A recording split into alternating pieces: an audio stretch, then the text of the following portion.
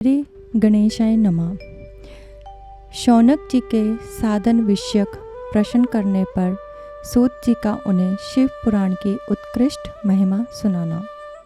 श्री शौनक जी ने पूछा, महाज्ञानी सूत जी, आप संपूर्ण सिद्धांतों के ज्ञाता हैं।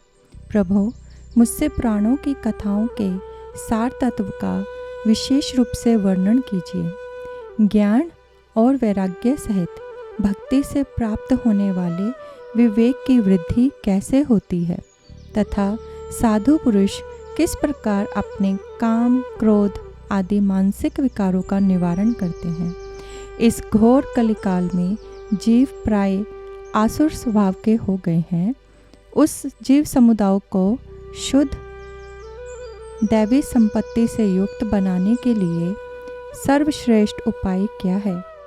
आप इस समय मुझे ऐसा कोई शाश्वत साधन बताइए जो कल्याणकारी वस्तुओं में भी सबसे उत्कृष्ट एवं परम मंगलकारी हो तथा पवित्र करने वाले उपायों में से भी सर्वोत्तम पवित्र कारक उपाय हो।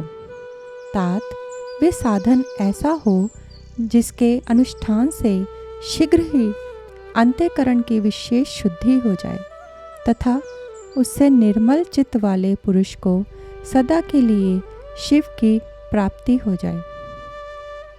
श्री सूत जी ने कहा, मुनिश्रेष्ठ शौनक, तुम धन्य हो, क्योंकि तुम्हारे हृदय में पुराण कथा सुनने का विशेष प्रेम एवं लालसा है। इसलिए मैं शुद्ध बुद्धि से विचार कर तुमसे परम उत्तम शास्त्र का वर्णन करता हूँ।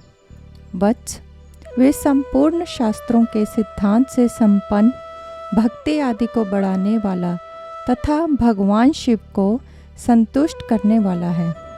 कानों के लिए रसायन अमृत स्वरूप तथा दिव्य है, तुम उसे श्रवण करो।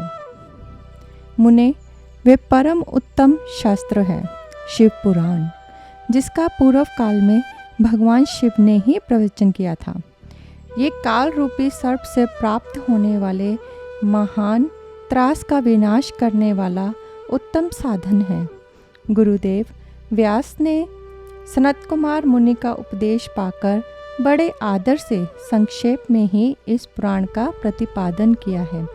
इस पुराण के प्रणयन का उद्देश्य है कलयुग में उत्पन्न होने वाले मनुष्यों के परम हित का साधन।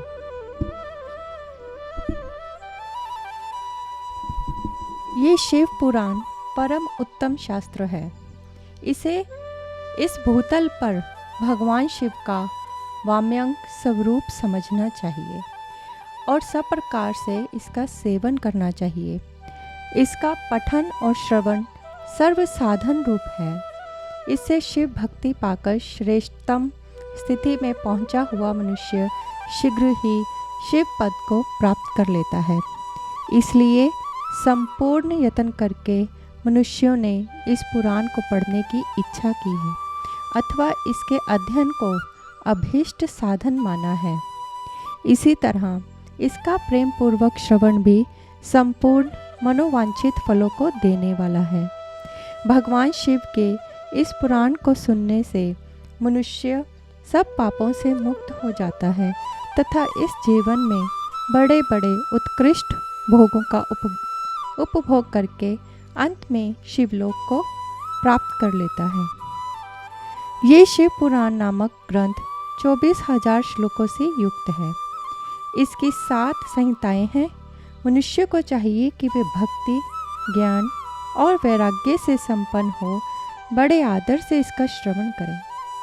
7 संहिताओं से युक्त ये दिव्य शिव पुराण परब्रह्म परमात्मा के समान विराजमान है और सबसे उत्कृष्ट गति प्रदान करने वाला है।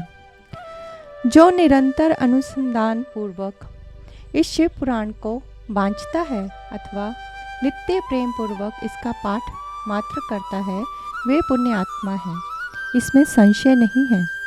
जो उत्तम बुद्धि वाला पुरुष अंतकाल में भक्ति पूर्वक इस पुराण को सुनता है, उस पर अत्यंत प्रसन्न हुए भगवान महेश्वर उसे अपना पद धाम प्रदान करते हैं। जो प्रतिदिन आदर पूर्वक इस शिव पुराण का पूजन करता है, वे इस संसार में संपूर्ण भोगों को भोगकर अंत में भगवान शिव के पद को प्राप्त कर लेता है। जो प्रतिदिन आलस्य रहित हो, रेशमी वस्त्र आदि के वेष्टन से इस शिव पुराण का सत्कार करता है, वे सदा सुखी रहता है। ये शिव पुराण निर्मल तथा भगवान शिव का सर्वस्व है। जो इहलोक और परलोक में भी सुख चाहता हो, उसे आदर के साथ प्रयत्नपूर्वक इसका सेवन करना चाहिए। ये निर्मल एवं उत्तम शिव पुराण धर्म, अर्थ, काम और मोक्ष रूप चारों पुरुषार्थों को देने वाला है। अतः सदा प्रेम पूर्वक इसका श्रवण एवं विशेष पाठ करना चाहिए। हर हर महादेव। जय माँ काली।